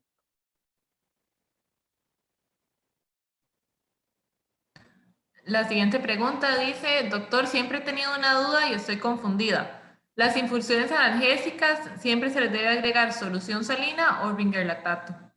Ok, las soluciones analgésicas usualmente es mejor usarlas con solución salina, porque hay muchos fármacos que pueden, por el lactato, ¿verdad? Podrían verse afectados. Usualmente es poco probable, pero usualmente es mejor hacerlo con cloruro de sodio, ¿verdad? La siguiente dice, si usamos morfina durante la preanestesia, ¿recomienda el uso de AINES antes de la cirugía o justo después de terminar el procedimiento? Ok, esa es una muy buena pregunta. Eh, cada, esa pregunta me la hace mucha gente y pues yo les voy a dar la forma mía de trabajar. Yo usualmente, yo no uso eh, estos medicamentos, AINES, perdón, antes de la cirugía. Y se lo doy por una simple y sencilla razón. Todos sabemos los efectos adversos de los AINES, que bueno, que si hay un sangrado, ¿verdad? Se afecta la parte del sangrado. Si es un paciente que sufre algún tipo de hipotensión intraquirúrgica, ahí va a estar el AINE persistiendo. Entonces, usualmente me reservo el uso, sí los uso, definitivamente siempre uso, pero me reservo el uso de los AINES post cirugía, ¿verdad? Y estamos hablando, puede ser unos 15 a 20 minutos cuando ya termina la cirugía, le pongo Line. Básicamente por esa razón. Hay gente que lo utiliza y no hay ningún problema. Definitivamente hay gente que le va bien. Lo que yo sí les recomiendo es eso, ¿verdad? Que si estamos metiendo un paciente, por ejemplo, una vez me tocó hacer un paciente que el paciente tenía un problema cardíaco. Yo le comenté al propietario, bueno, al veterinario que estaba tomando vasodilatadores el paciente, y yo le dije, vas a someter a una anestesia para ortopedia, le digo yo, hay que suspender el vasodilatador de este paciente 24 horas antes porque evidentemente puede sufrir algún tipo de hipotensión, más que ya el paciente viene vasodilatado, nos puede meter problemas. Hubo una confusión y resulta que, que se eligió al propietario que más bien le diera más o la dosis, no me acuerdo si fue el que dio la dosis, bueno, resulta que ese paciente entró con una presión arterial de 40 sistólica, 28 de media y si no mal recuerdo como de 36 de diastólica. O sea, entonces imagínense ese paciente, si nosotros le ponemos un AINE antes de la cirugía, ¿cómo va a pasar? Y una cirugía ortopédica, ¿cómo va a pasar ese paciente o ese AINE actuando en esos riñones, actuando en ese hígado? Entonces yo usualmente me lo reservo para el final o finalizando siempre y cuando toda la anestesia estuvo bien. Y algo importante es que ya estamos suministrando un medicamento para el dolor, que es la morfina, que es un excelente analgésico. Hay un doctor que puso Mario Tichicolcido, no sé qué es. También es un buen relajante muscular, que lo pone como comentario. Ah, buenísimo, excelente. Sí, no lo sabía. Perfecto. Y luego, Bueno, le voy a hacer le voy a hacer le voy a comentar algo, ¿verdad? En realidad, y relajantes musculares, propiamente, en realidad, y pues sí hay, ¿verdad? Que tenemos el rocuronio y ese tipo de medicamentos, pero son son medicamentos, relajantes musculares, pero ya ya más especializados que inclusive se deberían de usar con ventilación mecánica y demás. No es que le ponemos un bolo y ya, porque muchos de esos medicamentos relajan todos los músculos y el músculo que relajan es el diafragma. Entonces son pacientes que van a estar en apnea, ¿verdad? No van a respirar y son pacientes que esos tipos de medicamentos los usamos cuando usamos ventilación mecánica para que el paciente se acople al ventilador, pero o sea, no lo recomiendo si es para una cirugía así como de rutina, ¿verdad? ¿Qué más? ¿Qué más? De momento ya sería la última pregunta, no sé si la Ajá. hacemos ahorita, pero dice, en caso de no tener fentanilo para dolor intraoperatorio, se recomienda utilizar morfina intraoperatorio en bolo y en caso de que no se tenga bomba de infusión. Ok, sí, sí se puede usar, pero en caso de la morfina hay que tener, digamos, cierto cuidado. Bueno, primero la morfina está contraindicada en mastocitoma por la liberación de histamina. Está contraindicada en pacientes que tienen problemas por ejemplo, en colecistectomías.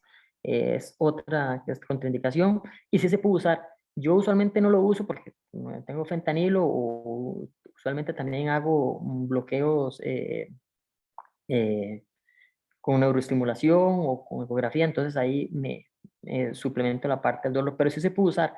Y la recomendación mía en el caso de que se utilice la morfina intraoperatoria, bueno, ya dice que no tiene bomba de infusión, pero puedes dar un bolo y el bolo sería de 0.1 miligramos por kilo de peso, que es una dosis muy baja, y esa dosis la diluís bastante, digamos, de 0.1 miligramos, la diluís en una jeringa de 10 ml con solución salina y se la pasa lento, lento, lento, ¿verdad? Y se la va pasando lento. Y puede ser una buena estrategia analgésica. No hay que usar dosis, yo no uso dosis más altas de esas, porque también la morfina a dosis más altas, intravenosas, tiene una característica, bueno, primero que produce vómitos. Si es un paciente que no está con vía aérea, podemos hacer que vomite y meternos en problemas porque pues, el vómito se puede ir por falsa vía. También es que genera hipotensión. Con la liberación de histamina, libera hipotensión, entonces dosis bajas de 0.1, diluido y lento, lo pases en 5 minutos, el bolo, creo que no se mete no nos metemos en problemas, creo yo. ¿Otra más? ¿Otra pregunta? Sí, dice Doc, y la metadona para dolor y dosis. Ah, buenísimo. Ah, bueno, es a la doctora Mari, ahí un saludo. Sí, excelente. La metadona es un excelente analgésico opioide. De hecho, es el de mis preferidos, de mis preferidos. La dosis va de 0.1 hasta 0.5 miligramos por kilo de peso. Yo usualmente intramuscular uso 0,3 miligramos por kilo de peso intramuscular como para anestesia. Para el dolor es súper, súper buena. Y en caso de usarlo intravenoso, lo uso a 0.2 miligramos por kilo de peso, igual diluido, y ahí se lo vamos pasando, lo vamos titulando. Y es fenomenal. No produce vómito, etcétera, etcétera, etcétera. Es muy bueno. Súper. Luego dice, recomiendo usar la morfina así en bolo, como lo acaba de mencionar, a 0.5 miligramos por kilo. Ah, ok. Ok, es que, bueno, la pregunta está enfocada en como la analgesia intraoperatoria, ¿verdad? O sea, que como que el paciente esté sintiendo dolor en ese momento. Entonces, si me lo ponen a utilizarlo intravenoso o de esta manera, subcutáneo, definitivamente creo que es mucho más seguro usarlo subcutáneo y hablaría así de una dosis de 0.3 a 0.5, me parece que es una dosis alta, como te digo, depende del paciente, pero si es como para solventar la analgesia ya, ¿verdad? Sería intravenoso. Si queremos, digamos, vemos que vamos a tener una deficiencia en analgesia, podemos usarlo antes. Recordemos algo que es la vía de administración, ¿verdad? Que subcutáneo se va a absorber más lentamente y va a durar más en llegar a su efecto o a su pico plasmático más rápidamente. Luego dice, ay, mira, otra, que dónde consigue la metadona, Doc. Ok, la metadona la consigue uno en cualquier farmacia. Igual se consigue con la misma receta de, de la morfina. Entonces, ya está un poco costosa, pero igual se consigue. Creo que la ampolla de 2 ml anda costando como 7.000 colones. Pero se usan dosis bajas y es una buena alternativa como analgésico. A mí es de mis preferidos en realidad. Y dice, otra combinación analgésica es bicarbonato más sulfato de magnesio. Ajá, eso es cierto. El sulfato magnesio, sí, es una combinación que se está usando actualmente. Es un coadyuvante también como analgésico. No tengo mucha experiencia en el uso, pero sí se utiliza como combinación analgésica. Y luego preguntan el uso de Serenia como analgésico visceral. ¿Qué dosis Ajá. es utilizada? El uso de Serena como analgésico visceral. ¿A qué dosis se puede utilizar? Ah, ok, perfecto. Bueno, muy buena pregunta. También es un medicamento que uso, pues no de rutina, pero lo uso en gran cantidad de pacientes. Es un excelente analgésico visceral, previene el reflujo. eh, Inclusive hay papers que hablan ya de la reducción de el agente de inducción, porque inclusive tiene cierto efecto hasta sedante y ansiolítico. Ok, yo lo utilizo intravenoso.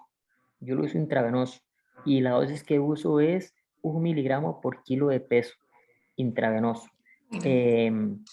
Lo saco la dosis, igual lo llevo hasta una jeringa de 5 de 10 ml de solución salina y se lo paso lento el Serenia aproximadamente entre 5 a 6 minutos.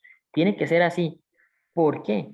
Porque el uso del Serenia en bolo muy rápido produce hipotensión intraquirúrgica, pero es una excelente alternativa. Me gusta mucho usarlo en pacientes braquicefálicos, eh, me gusta usarlo en pacientes en cirugía abdominal, me encanta utilizarlo eh, y prácticamente hay estudios de que reduce la incidencia de vómitos casi que en un 95% de los pacientes.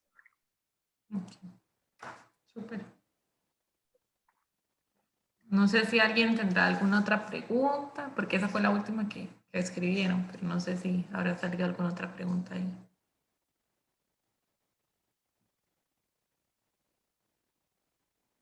¿No hay más preguntas? De momento parece que no. Gracias a Ari. Que si nos puede repetir la dosis de Serenia, Doc. Ah, ok, la dosis de Serenia es 1 miligramo por kilo de peso, perdón. Es Intravenoso. 1 miligramo intravenoso lento y diluido, ¿verdad? ¿Diluido en cuánto, más o menos? Digamos que le toque, yo usualmente digamos que le toque 1 ml, lo cargo en una jeringa de 5 y lo llevo hasta 5. Si es más de 1 ml, 2 ml, lo cargo en una jeringa de 10 y se lo voy pasando lentamente,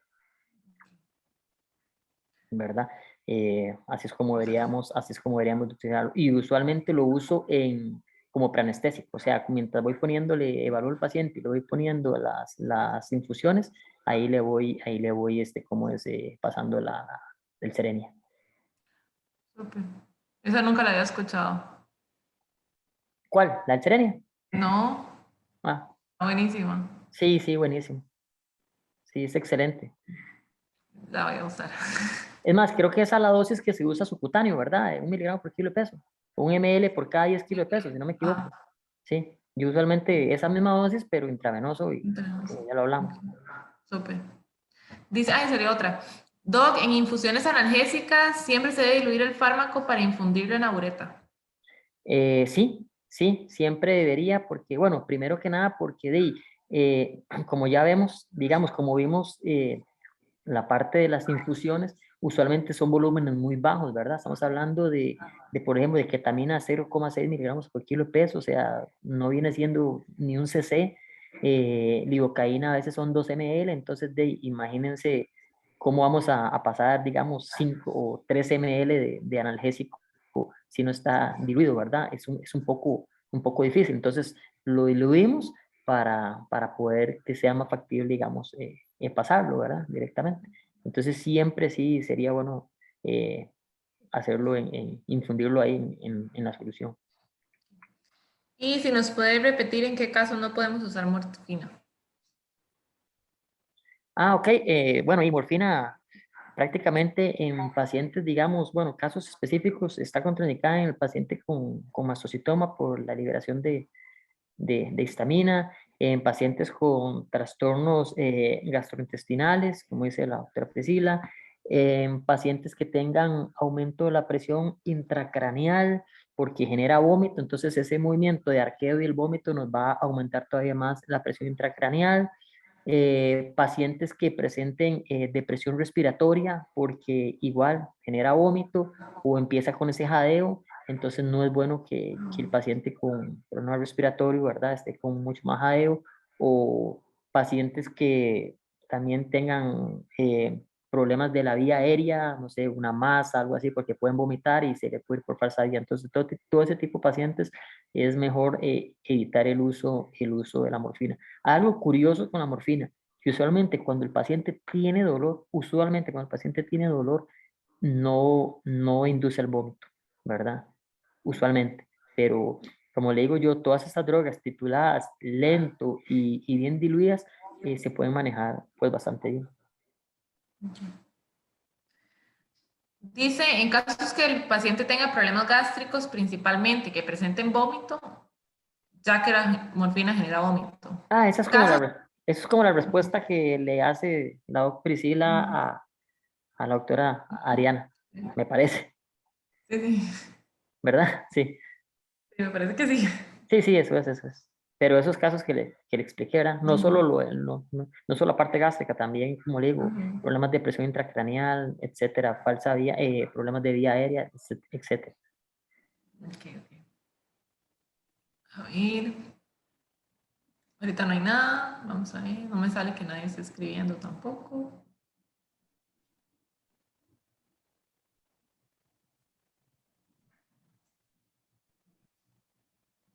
Bueno, pareciera que estamos, Marito.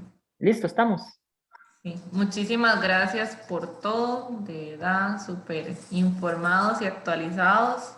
Muy Espero que les haya gustado. lista y que a veces hay que trabajar con lo que se tiene cuando hay un poco de disminución de recursos. No. Más Esa aquí para Pris. nosotros que estamos lejitos.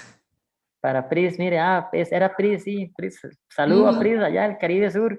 Tengo que ir, Pris, allá a pegarme un relax, porque ¿qué va? Esto de la anestesia me tiene loco a veces, se vuelve medio loco aún. Los voy a interrumpir un momentito, colegas. Yo les estoy pasando el enlace para el SurveyMonkey, que es como un cuestionario de satisfacción. Recuerden siempre que participen en una charla de colegio, por favor llénenlo porque eso es una retroalimentación que nos sirve para futuras charlas. Por lo demás, doctor, muchas gracias. Súper interesante la charla.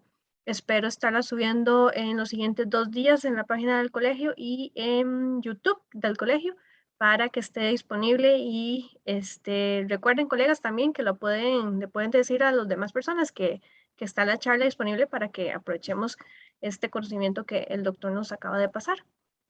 Ok, muchísimo gusto y estamos a la orden. Cualquier cosa, bueno, muchos tienen ahí mi celular y si no, ahí se los dejo. Me pueden escribir cuando tengan gusto. A veces yo sé que es imposible ir a hacer anestesia a otros lados, pero siempre estoy muy abierto a dudas. Muchos colegas que están acá saben que me preguntan, ¿verdad? Doc, Marito, tengo un paciente así y yo los puedo orientar, ¿verdad? Porque al final esto no se trata no se trata de yo, no se trata de las personas, al final creo que la convicción es los pacientes sean los beneficiados, ¿verdad? Esa es la convicción, definitivamente. Entonces ahí cualquier duda, yo tengo el correo, por teléfono, ahí me escriben y con muchísimo gusto, si estoy desocupado, si no estoy ahí batallando en una anestesia, les contesto con muchísimo gusto. Muchas gracias, Doc. Que pasen muy Bueno, buenas noches, hasta colegas. luego. Merecido descanso. Buenas noches. Buenas noches para todos. Hasta luego.